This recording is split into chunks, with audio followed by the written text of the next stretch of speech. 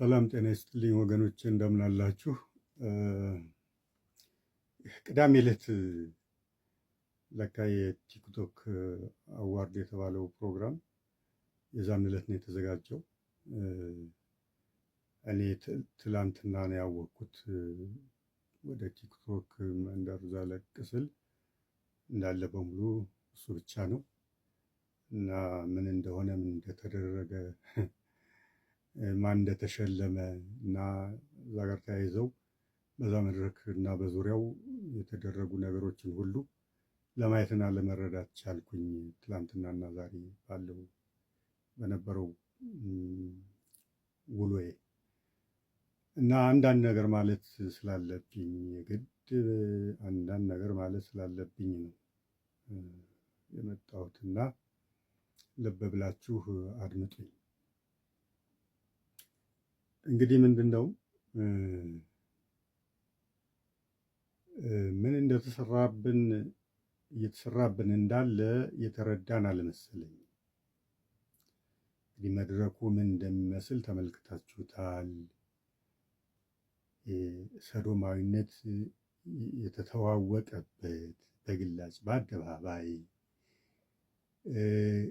ጋጠወጥነት፣ ይህ ግብረ ገባዊነት በአጠቃላይ ምን ልበላችሁ ብቻ ያያችሁትን መስሏል። እንግዲህ ሕግ፣ ባህል፣ ኖርም፣ ስርዓት፣ ወግ፣ ደንብ አለን በምንል ማህበረሰብ ውስጥ እንዲህ ያለው ነገር በግላጭ በአደባባይ በይፋ እየተሸለመ እየተወደሰ ሲደረግ ምን ማለት ነው ብላችሁ ከጠየቃችሁኝ ለሀገር ውድቀትና ጥፋት ተባባሪ መሆን፣ ተባባሪነታችንን እያሳየን እየገለጥን ነው። እንዴት የሚለውን ነው አሁን ለማብራራት የምሞክረው። እንግዲህ አሸናፊው ተደርጎ የተሰጠን ለትውልዱ አርአያ ይሁን ተብሎ የተሰጠን ማን ሆኗል? ለነገሩ ማንም ከማን የሚሻል አለ እያልኳችሁ አይደለም። ግን አሁን በዚህ ዝግጅት ማን ሆኖ ተሰጥቶታል ለትውልዱ። ይሄ ማነው አዶናይ ብሎ የማይገባ ስም ለራሱ እንዲይዝ ያደረጉት። ምክንያቱም በእግዚአብሔር ስም ሰው ሊጠራ ስለማይችል ይሄ አዶናይ የሚለው ስም የእግዚአብሔር ስም ነው። የእግዚአብሔር ስም ደግሞ ለእግዚአብሔር ብቻ እንጂ ለሰው የሚሰጥ ስላልሆነ እንዲህ አይነትን ስም አወጣት መጽሐፍ ቅዱስ ላይ ብትሄዱም አታገኙም። መጽሐፍ ቅዱስ ላይ ማንም በእግዚአብሔር ስም የተጠራ አንድም ሰው አታገኙም። አይሁድ ለስም አጠራሩ ክብር ስለሚሰጡና ፍርሃትም ስላላቸው እንዲህ አይነት ስሞችን ለልጆቻቸው ሰጥተው አያውቁ፣ ይሰጣልን ብለው አያምኑም። ስለዚህ በእግዚአብሔር ስም አዶናይ፣ ኤልሻዳይ፣ ያህዌ እነኚህ በመሳሰሉት ብዙ ናቸው የእግዚአብሔር ስሞች። ማንም ሰው ተጠርቶ አያውቅም። ያው ከዚህ ቀደም ሰርቻለሁ በዚህ ፕሮግራም ላይ ትግሮች ናቸው ጠል ብለው ከኢትዮጵያውያን እንደዚህ አይነት ስሞችን ለልጆቻቸው የሚሰጡት። እነሱም እዛ ቪዲዮ ላይ እንደገለጽኩላችሁ የላቲኖች ተጽዕኖ አድሮባቸው ነው።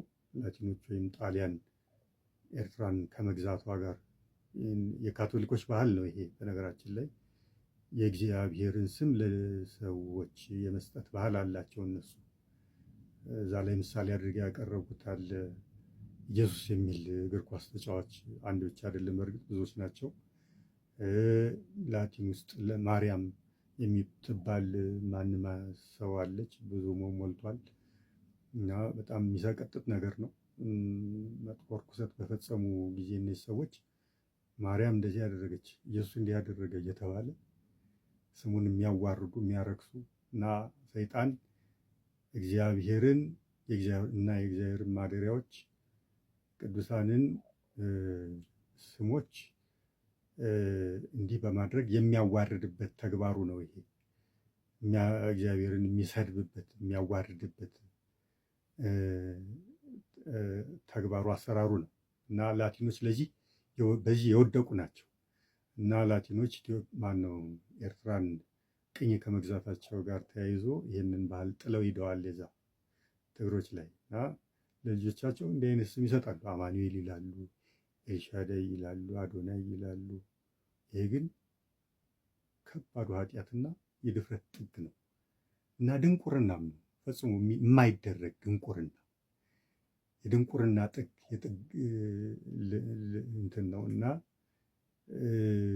እንዲህ አይነት ስም ሰጥተው እንግዲህ ሰይጣን ልብ በሉ ይህ ልጅ እንዲህ አይነት የእግዚአብሔርን ስም አስይዞ በአገልጋዮቹ ማለት ነው አስይዞ የእግዚአብሔርን ስም በምን ያህል ደረጃ እንዳዋረደ ከዚህ ልጅ ሕይወት መማር ትችላላችሁ። እና ይሄን ልጅ አርአያ አድርገው ለትውልዱ ሰጥተዋል። ይሄን ልጅ ማን ነው ደግሞ ብላችሁ ስትጠይቁ ደንቁሩ፣ ማሰብ አቁሙ። ደንቁሩ ብሎ ብቻ ማን ነው ደድቡ ብሎ ብቻ አልቆምም፣ ተረጎመው። ማሰብ አቁሙም ብሎ ተርጉሞ በትክክል መልእክቱን አስተላልፏል። ማሰብ አቁሙ። ምክንያቱም የሚያልፍለት ሀብታም የሆነው ማሰብ ያቆመውና የደደበው ነው ብሎ መልእክት ያስተላለፈንና ትውልድ ለማደደብ ትውልድ ማሰብ እንዲያቆም ለማድረግ ለሚሰራ አንድ የጠላት ቅጥረኛ በእኛ ላይ ጥፋት፣ በዚች ሀገር ላይ ጥፋት፣ በትውልዷ ላይ ጥፋት ያሴሩ የዶለቱና የሚሰሩ ጠላቶቻችን ቅጥረኛና መልእክተኛ እነሱም እንደዛው ስለሆኑ ነው ይህን ያደረጉት። በእርግጥ ሸልመዋል። ይህም ብቻ አይደለም የእሱ ተልእኮ። ሰግጡ በሚለው መልእክቱ ላይ ምንድን ነው ያለው? ሰው ምን ይለኛል ማለትን አቁሙ እና በነፃነት ራሳችሁን ለቃችሁ ነፃ አድርጋችሁ ያሳፍራል ምን ይላል ሳትሉ ያሰባችሁትን በሙሉ አድርጉ፣ ስሩ፣ ለሰው አሳዩ ብሎም እንዲሁ መክሯል። ሰው ምን ይለኛል ማለትን አቁማችሁ። እነዚህ ሁለት ነገሮችን መተንተን እፈልጋለሁ። ደድቡ፣ ማሰብ አቁሙ። ምክንያቱም ያለፈለት ዛሬ የሚያልፍለትና ሀብታሙ የደደበውና ማሰብ ያቆመው ነው እንጂ ዶክተሮች አይደሉም ያለፈላቸው፣ ፕሮፌሰሮች አይደሉም። ምን ብሏል? ወይ ይህን የእሱን ምክር ትውልዱ ተቀበለው እንበል እንግዲህ ተቀበለውና ሁሉም ሙሉ ለሙሉ ተቀበለው እንበል እና ደደበ፣ ማሰብ አቆመ እና እሱ የሚለውን በሙሉ ለማድረግ ወጣ እንበል። ይቺ ሀገር ወደፊት መምህራንን ከየት ነው የምታገኘው? ዳክተርስ፣ ፕሮፌሰርስ፣ ኢንጂነርስ፣ ፓይለትስ ኤቭሪቲንግ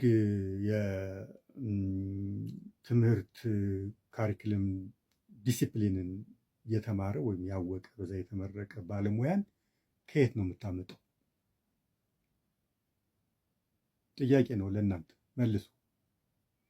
ከየት አምጥታ ነው እንደ ሀገር ፋንክሽን ማድረግ የምትችለው? ይሄ ነው እንግዲህ ጥያቄ፣ አንዱ ጥያቄ። ሁለተኛው ጥያቄ ሰው ምን ይለኛል ማለትን አቁሙና ሰግጡ ብሏል። አትፈሩ፣ አትሸማቀቁ፣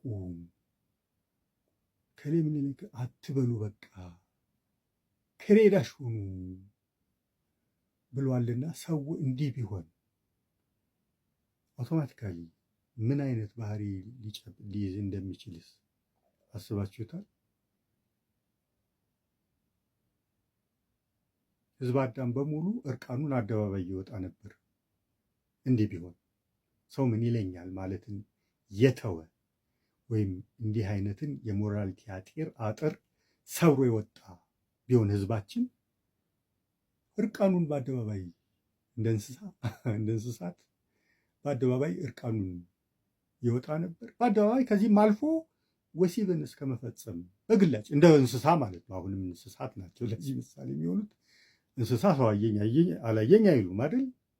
በቃ ስሜታቸውን እንደተሰማቸው እዛው ይፈጽማሉ። የሰው ልጅም እንደዛ ነበር የሚሆነው። ሰው ምን ይለኛል የማይል ቢሆን ማለት ነው። መስመር ይስታል።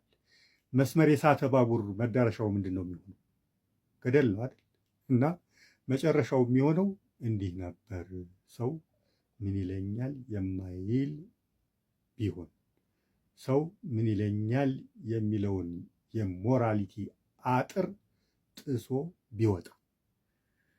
እንግዲህ ይሄንን ደንቆሮ ነው እንግዲህ ስማርት የሆነ ወጣት እያሉ አንዳለ ማነው ስሙን ይዤው ነበረ፣ ይቅርታ አድርጉልኝ። ሸዋፈራው ሽታሁን የሚባል አዲስ አበባ ዩኒቨርሲቲ ያስተምር ነበር አሉ። ይሄ የምታዩት ነው። የዚህ ጭንጋፍ ደጋፊ ሆኖ በጣም ድጋፍ ሲሰጠው የሰነበተና እኛ ያልገባን ጥሩ ኳሊቲ ያለው ማለት ነው ይሄ አዶናይ የሚባለው፣ ስለዚህ እንደግፈው እያለ ይሄ በራሱ ማሰብ የማይችለውን ደንቆሮ ሁሉ እንዲከተለው ያደረገ ሌላው ደንቆሮ ነው። ይሄ ደንቆሮ ሆኛ አይደለም ካለ ደግሞ ወይ ቅጥረኛቸው ነው ማለት ነው። እነዚህ በሀገራችን ጥፋት ላይ ለሚሰሩ የሀገራችንና የትውልዳችን የሕዝቧ ጠላቶች ቅጥረኛ ነው ማለት ነው። ደንቆሮ ሆኖ ካልሆነ ድጋፍ እንዲሰጠው እያደረገው ያለውና እየሰጠውም ያለው። እኔ ግን ሁለቱንም ነው ብዬ አስባለሁ። ደንቆሮም ነው የጠላት ቅጥረኛም ነው። እናውቀዋለን። ከዚህ በፊትም የለውጡ ድራማ በሚተወንበት ወቅት አገዛዙ የተለያየ ቦታ ላይ የላከው ድራማውን ያሟሙቅ የነበረ እና ከዛም በኋላ እናውቀዋለን። ብቻ ቅጥረኛ ነው፣ ስውር ቅጥረኛ፣ ያገዛዙ ስውር ቅጥረኛ ነው እና አሁንም ተልእኮ ተሰጥቶት ይህን አዶናይ የሚባል ጭንጋፍ ትውልድ አምካኝ እንዲደግፍና ትውልድ እንዲደግፈው እንዲያደርግ ተልእኮ ተሰጥቶት ሰሞኑን ምን ያህል ጥረት ያደርግ እንደነበረ አይታችሁታል። እና ይህንን ለመሰሉ ደናቁርት ኮታንኮት ምሁራን ተብዬዎች የምጠይቀው ጥያቄ ይሄ ከላይ ያነሳኋቸው ነጥቦችን ነው። እንዴት አድርጋችሁ አስባችሁት ነው? ወይ ደግሞ እነኚህን ስጋቶች እነኚህን ኮንሲኩዌንትሊ ሊመጡ የሚችሉ አደጋዎች እንዴት ነው ላትረዷቸው የምትችሉት ነው የኔ ጥያቄ። እዚህ ድረስ ይደርሳሉ ወይ ድንቁርናችሁ ነው የኔ ጥያቄ። ያው ግልጽ ነው። ይህን ማሰብ ካልቻሉ ደናቁርት ናቸው ማለት ነው። ይሄ ሸዋፍሮ የተባለውና እሱን የመሰሉ በሙሉ የአዶናይ ደጋፊዎች እና ሸላሚዎች በሙሉ ኦብቪስሊ ማንም ሰው ሊረዳው ይችላል። ይህን ማሰብ ስላልቻሉ ደናቁርት ናቸው፣ ደንቆሮች ናቸው። ቅጥረኛነታቸውም ነው። በሌላ በኩልም ቅጥረኛ ስለሆኑና ሆዳሞች ለሆዳቸው የሚገዙ ስለሆኑም ነው የዚህ ትውልድ አምካኝ የጠላት ቅጥረኛና ምልክተኛ ደጋፊ ሆነው ሊቀርቡ የቻሉት ነው የሚላችሁ። እና ወደፊትም ቢሆን የምታውቋቸው ሰዎች እነኝን ጥያቄዎች እንዲመልሱ ብታደርጉ መልካም ነው። ለዚህ ትዕይንት፣ ለዚህ ዝግጅት ፖዚቲቭ የሆነ ድጋፍና ሪስፖንስ ላላቸው በሙሉ ብልጦች ናቸው አዘጋጆቹ። እኔ በጣም ገርሞኛል። ነገሩ የተካኑበት ነው። ይሄ መድረክ ይሄ ዝግጅት በዚህ በቃ እዛ መድረኩ ላይ በታየው በተገለጠው ስዕል እንዳይፈረጅ ፈርተው ምን አድርገዋል? ይሄ የልብ ቀዶ ጥገና ሕክምና ባለሙያ ዶክተር አብይ ነው የሚባለው እንደ ጨው ጣል አድርገዋል። ይኸው ምሁራንም አሉ እንዲባል ነው እንግዲህ እና እንዳይፈረጁ፣ እንዳይጣሉ፣ እንዳይገለሉ። ይሄ በዚህ በዶክተር አብይ በተባለው ግን እጅግ ማዘኔን ንገሩልኝ እባካችሁ። ለእሱ በቂው ይመስለኛል። ምክንያቱም አንድ ሰው ዶክተር ለመሆን ምን ያህል የላቀ የትምህርት ዝግጅትና ብቃት እንደሚጠይቅ እናውቃለን እና ያያቸው ነገሮች ሁሉ እዛ ለመንቃትና ኮስችን ለማድረግ በቂው ነበር። የግድ እዛ መድረክን መገኘት ሳይጠይቀው እነኚህ እና አዶናይ ኖሚኒ ሆነው ከመቅረባቸውም ማስተዋል መረዳት የሚችል ቢሆን ኖሮ ከዛ ጀምሮ ራሱን ያቅብ ያገል ነበር። ግን መጠቀም ያለመሆን ራሱን ሰጥቷል። ፈቅዶ ወዶ አስረክቧል። ለምን ይሄን ሊያደርግ ቻለ ነው የኔ ጥያቄ። የጠላት ቅጥረኛ ሆኖ ወይስ እንደነዚህ እንደነ ሸዋፈራው እሱም ደደብ ሆኖ በሀገር ላይ በሚሰራ ጥፋት ተባባሪ ለመሆን እንዴት ሊፈቅድ ቻለ? በትውልድ ላይ ትውልድ እንዲመክን በሚሰራ ስራ ላይ እንዴት ተባባሪ ሊሆን ቻለ? አለዛ እኮ ዶክተርነቱንም የዶክተርነት ኳሊፊኬሽኑንም ኮስችን ልናደርግ እኮ ነው። እኔ ከዚህ ጀምሮ የእሱን ምንድነው ፕሮፌሽን ወይም የሕክምና ልህቀት ልጠራጠር ነው። እኔ ዝም ብሎ ወይ እንደ ዶክተር አብይ እንደ ጠቅላይ ሚኒስትር ነኝ እንደሚለው ሰውዬ በዛም አድርጎ ያመጣው ሊሆን ይችል ይሆን? ምክንያቱም ፈጽሞ ከሱ እዛ ደረጃ ላይ ከደረሰ ሰው የማይጠበቅ ስራ ነዋ የሰራው። መጠቀሚያ እስከመሆን ድረስ ለጥፋት ትውልድ ለማጥፋት መጠቀሚያ ሆኖ እስከ መቅረብ ድረስ ተባብሯልና እና ጥያቄ ምልክት አሳርፍ ያለው እሱ ላይም እንግዲህ ሌሎቻችሁም መጠቀሚያ የሆናችሁ ምሁራን ካላችሁ ይሄ ጥያቄ ለእናንተ የሚደርሳችሁ። አገዛዙ እንዲህ አይነት የመከነ ትውልድ ለማፍራት ብዙ እንደሰራ ላስታውሳችሁ እወዳለሁ።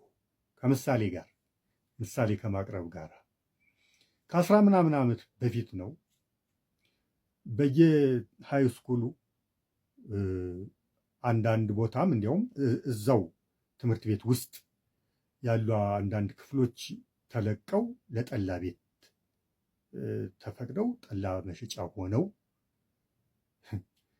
እውነት ነው ይሄ የምነግራችሁ፣ ውሸት እንዳይመስላችሁ ሆነው እዚህ ድረስ በትምህርት ቤት በሃይስኩሎች ዙሪያ መጠጥ ቤቶች፣ ሺሻ ቤቶች፣ ጫት ቤቶች ተከፍተው ትውልድ ሱሰኛ እንዲሆን ተሰርቶ ነበረ። ሆን ተብሎ ነው የምላችሁ በአገዛዙ። እዛ አካባቢ እንደዚህ አይነት ቤቶችን ይከፍቱ የነበሩት በራሳቸው ፍላጎትና ተነሳሽነት አለመሆኑን የምታውቁት ወላጆች ይሄ ነገር አሳስቧቸው ልጆቻቸው በሱሰኝነት ተጠምደው ከስረው መቅረታቸው፣ ይሄ በጣም ከኪሳራ ሁሉ የላቀው ኪሳራ ነው ወገኖቼ። ልጅ ሱሰኛ ሆኖ ራሱን ከማብቃትና ራሱን ከማስተዳደር ለራሱ ከመሆን ውጭ ሆኖ የወላጅ ጥገኛ፣ የወላጅ ገመምተኛ፣ የወላጅ ተደጋፊ ተጧሪ ሆኖ እንደመቅረት ኪሳራ የለም ወገኖች። ለወላጅ አንጀት የሚቆርጥ ወገብ የሚሰብር ኪሳራ ከዚህ በላይ ምንም የለም። ይሄ ነገር በየቤታችን ያለ ነው። እኔም በወንድሞች አይቼዋለሁ ምን ያህል የወላጅን አይን የደም እንባ እንደሚያስለቅስ ይሄ ኪሳራ መከነ። በቃ ትውልዱ ለምንም የማይጠቅሙ ኪሳራዎች፣ ለምንም የማይጠቅሙ ኪሳራዎች የሀገር ሸክም አድርጎታል ትውልዱ። እና እንዲህ አይነት ትውልድ እንዲፈራ እንደዚህ የጫት ቤት፣ የሽሻ ቤት፣ የመጠጥ ቤት በየትምህርት ቤቱ ዙሪያ ተከፍቶ ወላጅ ይሄ ስላሳሰበው ፒቲሽን እዚህ አዲስ አበባ ውስጥ በ10 ሺዎች የሚቆጠር ፒቲሽን ተሰባስቦ ይመለከታቸዋል ለተባሉ የመንግስት ተቋማት ያ ማመልከቻ እርምጃ ይወሰድልን፣ ይዘጉ። ምክንያቱም ህጉ ላይ በትምህርት ቤቶች 500 ሜትር ራዲየስ ውጪ ወይም ከዛ ውጪ ነው እንዲህ አይነት እነዚህ አይነት ቤቶች ሊከፍቱ የሚችሉት እንጂ እዛው ትምህርት ቤት ውስጥ እና እዛው ደጅ እንዲህ አይነት ነገር ፈጽሞ እንዲከፈት ስለማይፈቅድ ህጉ እና ህጉ ተግባራዊ ይደረግልን። በእነኚህ ትውልድ እየገደሉ ልጆቻችንን ሱሰኛ እያደረጉ ባሉ በእነኚህ የንግድ ተቋማትም እርምጃ ይወሰድልን ብለው ማመልከቻ ሲያመለክቱ ምን የሚል ምላሽ እንደተሰጣቸው ብዙዎቻችሁ ታውቃላችሁ። ግብር ከፋዮች ናቸውና አርፋችሁ ተቀመጡ የሚል ማስጠንቀቂያ ነበር የተሰጣቸው። እንደዛ ብለው ላመለከቱ ወላጆች። ስለዚህ ተሰራበት። ትውልዱ ሊያንሰራራ በማይችል ደረጃ እንደመከነ ሲያውቁ ያ ትውልድም ሌላ ተከታዮችን ትውልዶች እየመረዘ እያመከነ የሚቀጥልበትን የተበላሸ ብልሹ ሲስተም መዘርጋታቸውን ሲያረጋግጡ ምን አደረጉ? ያ ጥያቄ ከስንት ዓመታት በፊት ቀርቦ የነበረን ጥያቄ የመለሰ መስሎ ቀረበና እርምጃ ተወሰደባቸው። በሺሻ ቤቶች፣ በጫት ቤቶች፣ በመጠጥ ቤቶች በምንስ ተብሎ ሚዲያ ላይ የተሰራውን ፕሮፓጋንዳ የምታስታውሱት ነው።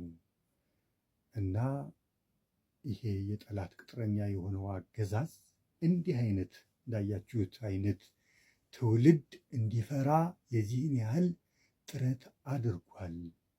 በመማር ማስተማር ሂደቱም ምን ያህል ስራ እንደሰራ የምታውቁት ነው።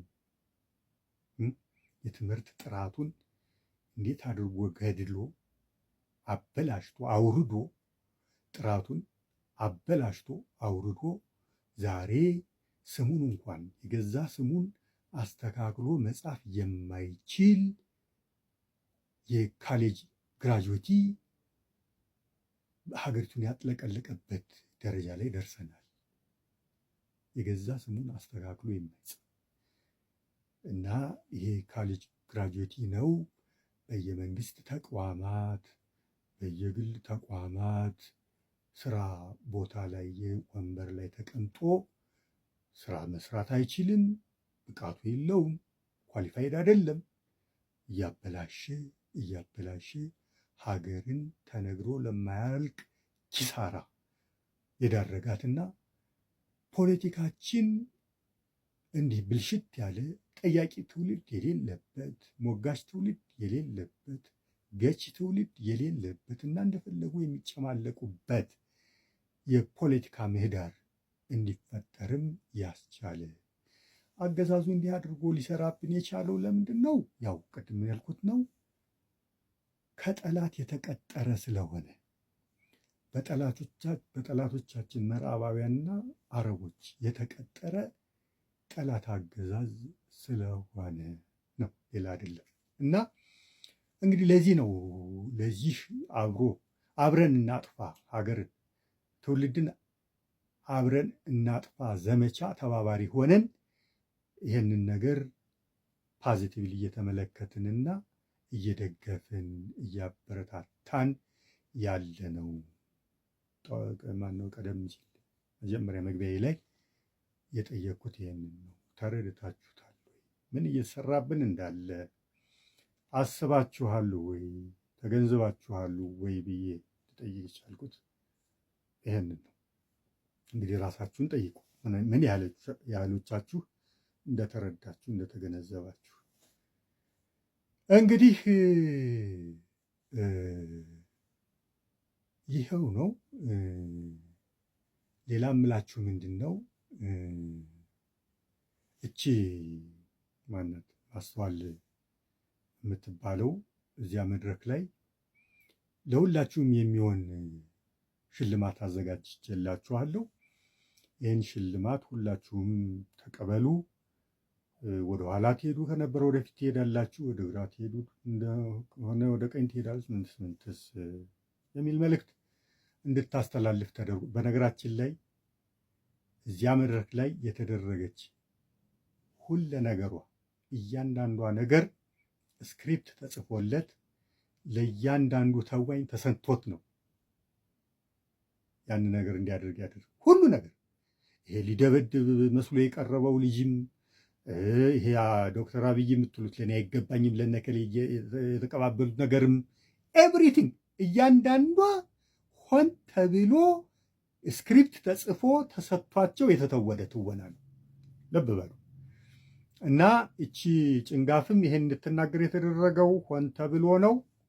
ኋላም ደግሞ ይሄን ባላንስ ለማድረግ ምክንያቱም የፕሮቴስታንቲዝምን አቀንቃኝ መስለው እንዳይፈረጁ እና ለማድረግና ባላንስ ለማድረግ ደግሞ አዶናይ የሚባለው ማርያም ማርያም እንዲል ዩቲና የምትባለዋ ደግሞ አልሐምዱሊላህ ምንትስ እንድትል የተደረገው እና የሁሉንም ልብ ለመግዛት የሁሉንም ድጋፍ ለማግኘት እነሱ ግን ስራቸውን ከጀርባ እየሰሩ ትውልዱን ወደሚፈልጉት አቅጣጫ ለመንዳት የተደረገች ናት። እና ምን ብላለች? ኢየሱስን ተቀበሉ ልማቱ ይሄ ነው ብላለች። እኔ ደግሞ ሲጀመር አንቺ ኢየሱስን የት ታውቂውና መች ተቀበልሽውና ነው አንቺንና አንቺን የመሰሉ መናፍቃን ኢየሱስን ተቀበሉ የምትሉት ብዬ ጠይቃለሁ። ምክንያቱም እናንተ የምትሉት ኢየሱስ መጽሐፍ ቅዱስ ላይ የለም። እናንተ የምትሉት ኢየሱስ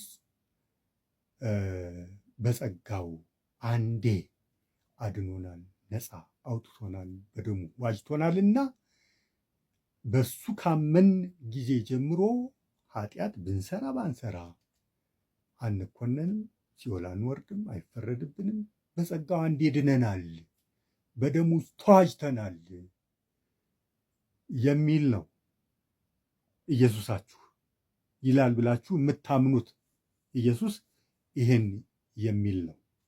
እንዲህ የሚል ኢየሱስ ግን መጽሐፍ ቅዱስ ላይ የለም። እንዲህ የሚለው ኢየሱስ ሐሳዊው ኢየሱስ ነው። አውሬው ወደፊት የሚመጣው ኢየሱስ ነው። ወይም ደግሞ ኢየሱስ በማቴዎስ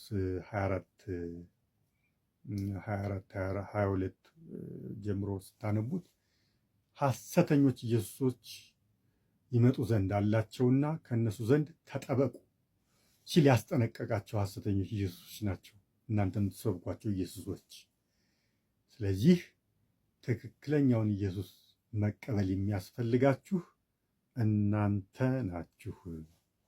እውነተኛው ኢየሱስ ያለው ብትወድኝስ ትእዛዜን ጠብቁ ነው ያለው።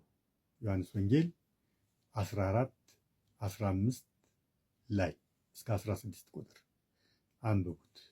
ብትወዱኝስ ትእዛዜን ጠብቁ አለ እንጂ ትእዛዜን ሻሩ አለ። ትእዛዙ ምንድን ነው? የኢየሱስ ትእዛዝ የተራራው ላይ ስብከት ማቴዎስ 5 ላይ የምታዩት ነው። 10ቱ ትእዛዛትን ከ6ቱ ቃላተ ወንጌል ማቴዎስ 25 ላይም የተዘረዘሩ ናቸው። እነኚህ ናቸው የኢየሱስ ትእዛዛቶች። ለምሳሌ አንዱን እንጥቀስ። አታመንዝር እንደተባለ ሰምታችኋል። እኔ ግን እላችኋለሁ ወደ ሴት አይቶ የተመኛትም በልቡ ፈጽሞ አመነዘረ እያለ የቀድሞውን የኦሪቱን የአስርቱ ትእዛዛትን አታመንዝር አጥብቆ ጭራሽ መመኘትም ማመንዘር እንደሆነ የሰበከ ኢየሱስ ነው ያለ የመጽሐፍ ቅዱሱ ኢየሱስ። ይህን ትእዛዝ ጠብቁ የሚል ኢየሱስ ነው የመጽሐፍ ቅዱሱ ኢየሱስ። እናንተ ግን በእሱ አምነናል፣ ስለዚህ አንዴ በጸጋው ነፃ አድርጎናል አድኖናል እና ብናመነዝር፣ ብንሰርቅ፣ ብንቀጥፍ፣ ብንሰክር፣ ምን ብንል አይፈረድብንም ብላችሁ ክርስቶስን እኛን ለኃጢአት ነፃ ለማውጣት እንደመጣ አድርጋችሁ የምትሰብኩ ናችሁ። እንዲህ አይነቱ ኢየሱስ ደግሞ ሐሰተኛው ኢየሱስ እንጂ እውነተኛው ኢየሱስ አይደለም። ስለዚህ እውነተኛውን ኢየሱስ መቀበል የሚያስፈልጋችሁ እናንተ ራሳችሁ ናችሁ። ስለዚህ ሐሰተኛውን ኢየሱስ ወይም አውሬውን ኢየሱስ ጥላችሁ እውነተኛውን ኢየሱስ ተቀበሉ።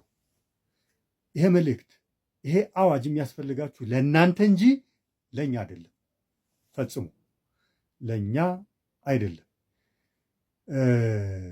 ይሄ ነው ሌላኛው መልእክቴ። ሌላኛው በእሷ ላይ ያለኝ ትችት ምንድን ነው? ሕይወታቸውም ይገልጣቸዋል ማን መሆናቸውን። የምታዩት ናቸው። የምንዝር ጌጥ ማስታወቂያ ነው የምትመስለው። ሊፕስቲኳን ተለቅልቃለች። የአይን ሽፋሽፍት ቀጥላለች። ኖ የአይን ምንድን ነው ሽፋሽፍት? አዎ ሽፋሽፍት ቀጥላለች። ሜካፕ ተለቅልቃለች። ይሄ የምንዝር ጌጥ ይለዋል የእግዚአብሔር ቃል። ይህንን ያስተማሩ ደግሞ አጋንንት ናቸው እና ይህንን ማድረግ የአጋንንት አማኝ ተከታይነት ነው። ይህንን እያደረገች ኢየሱስ ስትል ትንሽም ቅሽሽ አይላት፣ ቅፍፍ አይላት። ክርስቲያናዊ ሕይወትን የቅድስና ሕይወትን የሚገልጥ ሕይወት ሳትይዝ ኢየሱስ ስትል ለነገሩ እንዴት ብላ? ምክንያቱም አያስኮንንም ብላለች እኮ። ኢየሱስን የተቀበለ ሰው ቢያመነዝር ምን ቢል አይፈረድበትም ብላለች። ስለዚህ እንዴት የቅድስና ሕይወት ይኖራት? እንዴት የሚያንጽ ሕይወት ይኖራት? እንዴት አርአያነት ያለው ሕይወት ይኖራት? እሷና እሷን የመሰሉ በሙሉ ማለት ነው።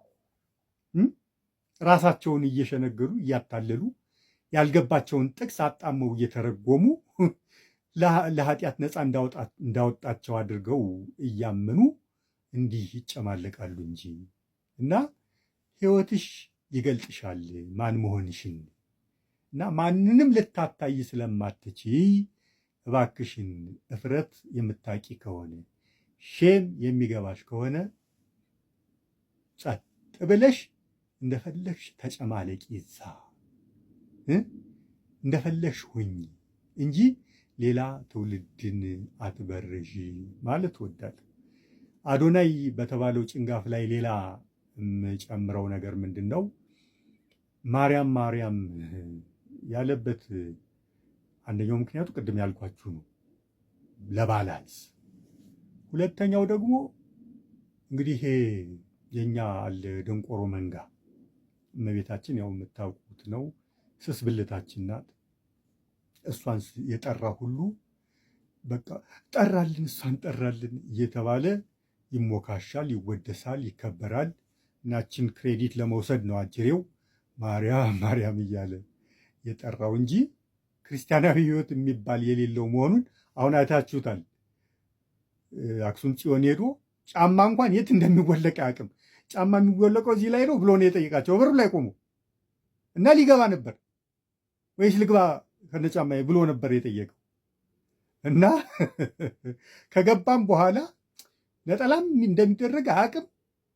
ልክ እንደ የሆነ ሆቴል ወይ ሻይ ቤት ወይም መጠጥ ቤት እንደሚገባ ሰው እግዚአብሔር ፊት እንደቆምን ጨርሶ አላሰብም።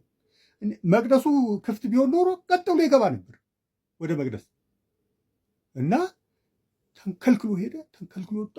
የእግዚአብሔር ቤት ያለም አልመሰለው ጨርሶ እና እዛ ግን አክሱም እኔ ሰው ይሄን ያህል እንዴት ነው? ድሮም እንደዚህ ነው ወይስ አሁን ወያኔ ካብላሸው በኋላ ነው? ስርዓትም አያውቁም እንዴ? አንዷ እንደሱ አንዳንድ ጭንጋፍ አለች፣ ማንም የምትባል ማርያም ማለት ነው። የምትባል ይኸው እንግዲህ ምን አይነት ስም እንደሚሰጡ ለልጆቻቸው። የሚገርመኝ ነገር ግን ከየት አገኙት? እነዚህ ትግሮችም ሆኑ ላቲኖች በእግዚአብሔር ስም መጠራት እንደሚቻል ማን ነገራቸው? ይቻላል ብሎ ማን ነግሯቸው ነው እንዲህ እያደረጉ ያሉት? መጽሐፍ ቅዱስ ላይ ስለማይገኝ ማለቴ ነው። በመጽሐፍ ቅዱስ አይሁዶች ማንንም በእግዚአብሔር ስም ጠርተው አያውቁም። በእግዚአብሔር ስም ሰው እንደማይጠራም ነው የሚያምኑት። ጭራሽ ለእግዚአብሔር ለስም አጠራሩ ትልቅ አክብሮትና ፍርሃት ነው ያላቸው። እነዚህ ላቲኖችና ትግሮች ከየት አምጥተው ይህን እንደወሰዱና እያደረጉ እንዳሉ ነው የማይገባኝ የማላቀው። እና እዛ አክሱም ጽዮን ይህች ማርያማዊት የምትባለዋ ሞዴል ነገር ትውዝፍታም፣ እሷም እንደዚህ ምንዝር ጌጥ ተለቅልቃለች፣ የሽፋሽፍታ አድርጋለች። ምን ብላለች? እዛ ውስጥ የሆነ ጭንቅሎ የሆነ ደግሞ አለ። ምን ይሁን አላቅም። ወንድና ሴት ተቀላቅሎ እንግዲህ የቤተክርስቲያን ስርዓት የምታውቁት ነው። ወንድ ሰሜኑን ክፍል ይይዛል፣ ሴት ደቡቡን ክፍል ትይዛለች። በየገጻችን ነው የምንቆመው። ወይም ደግሞ ክብ ሲሆን ቤተክርስቲያኑ ደግሞ የሰሜኑንና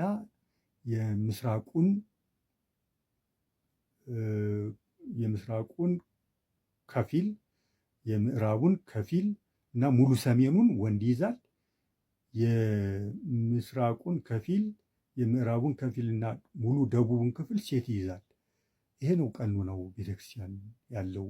እዛ አክሱም ጽዮን ወንዱም ሴቱ ተቀላቅሎ አብሮ እና ደግሞ ይሄ አዶናይ የተባለው የለቀቀውን አይታችሁት እንደሆነ እዛ ያሉት ፀጉረ እኮ ምንም አያደርጉም። እና እንዲያው እንዲህ ሞቷል እንዲህ በጣም አልኩ ወይስ ከድሮ ነው እንዲህ አይነት ስርዓት አያውቁም? እና ብቻ አዶናይ የተባለውም እንደዛ ተንከልክሎ ገባ። ይሄን ያደረገው ስለማያውቅ ነው። እሱ ግን ይሄን የእኛን ደንቆሮ መንጋ ለመደለል መንፈሳዊ ሕይወት አለኝ ምን እያለ ማምጣት ማለት ጀምሯል። ደግሞ አሁን መንፈሳዊ ነኝ ምንትስ ምናምን መናፍቅም ነው። በነገራችን ላይ ለእይ ጩፋ ጋር ሄዶ የሰራውን ፕሮሞሽን ለመናፍቃን የሰራውን ፕሮሞሽን ልብ በሉ። ለበረከቴ ሰግጣለሁ ምናምን የሚላት አማርኛም ማንነቱን ይገልጣል። ግን ምንድነው አሁን ማርያም ማርያም ያለ እንደዚህ ያደረገበት ሁለተኛው ምክንያት ይሄኛን ደንቆሮ መንጋ እሱ ስር ለመኮልኮልና መጨረሻ ላይ ይሄ መናፍቅነቱን ገልጦ ወደዛ በረት ሲሄድ ይህንን የሰበሰበውን ደንቆሮ መንጋ ይዞ ለመሄድ እንዲመቸው ነው የምላችሁ። ከአሁኑ ሲያመቻች ሲደልል ነው። እና ተጠንቀቁ ነው። ሁለተኛው ዓላማ ይሄን ያለበት ዓላማ ይሄ ነው። ደግሞ አሁን ምን የሚል ጨዋታ አምጥቷል። ሶስተኛው ቴዎድሮስ ነው። አይሰማም የለም ብቻ ሶስተኛው ከሰሜን ይመጣል የሚባለው ቴዎድሮስ አንተ ነህ እያሉኝ ነው። ልሁንም አልሁንም አላቅም፣ ወደፊት የሚገለጥ ይሆናል ብሎ ቁጭ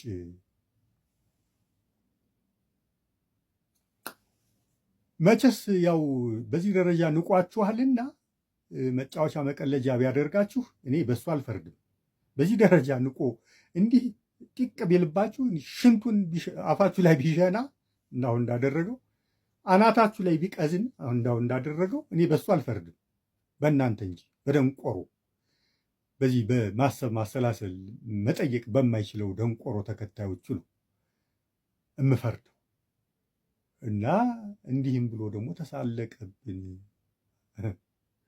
ይገርማል። ብቻ እኔ ምንድን ነው ወደሽ ከተገፋሽ ቢረግጡሽ አይክፋሽ ብሏል የሀገሬ ሰውና፣ ወዳችሁ እንዲህ መቀለጃ መጫወቻ እስከሆናችሁ ጊዜ ድረስ ሊከፋችሁ የሚገባ አይመስለኝም። ለነገሩ የእሱ ተከታይ የሆነው ይሄ ደንቆሮ መንጋ ምን ቢባል የሚገደው አይደለም። ሆዱ ብቻ ነው የእሱ ጉዳዩ።